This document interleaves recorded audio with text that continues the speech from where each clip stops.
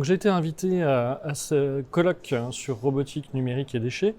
pour venir d'abord écouter tout ce qui se fait dans ce domaine du numérique finalement de façon générale pour accélérer la transition écologique et en particulier dans le domaine de l'économie circulaire. Et je pourrais conclure à la fin de cette journée l'action à la fois de l'ADEME en tant qu'accompagnateur des démarches de transition écologique et d'économie circulaire, et aussi pour pouvoir témoigner donc, de l'ensemble de ces efforts qui sont faits par les entreprises françaises en termes d'innovation sur ce sujet du numérique pour accélérer ce sujet de l'économie circulaire sur tous ses angles, que ce soit la collecte, le recyclage, le tri des déchets par exemple. Je peux vous dire deux mots sur effectivement l'engagement de l'ADEME sur les sujets de l'économie circulaire, c'est d'accompagner les acteurs sur les différentes phases et que ce soit les professionnels du recyclage ou les entreprises qui vont faire appel finalement aux matières recyclées.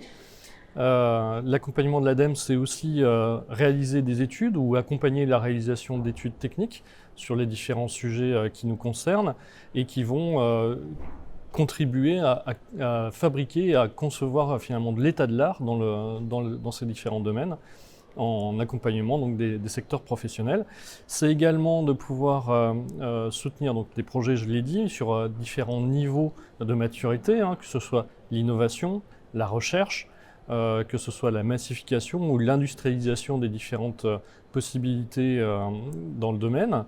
Et puis c'est également de pouvoir mettre en avant les meilleurs retours d'expérience, pouvoir diffuser et capitaliser les connaissances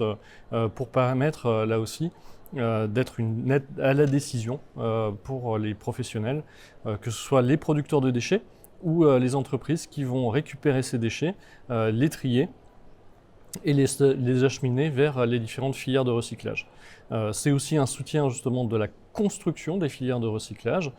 qui doivent prendre en compte à la fois la qualité du gisement, sa disponibilité et sa préparation pour retourner à une matière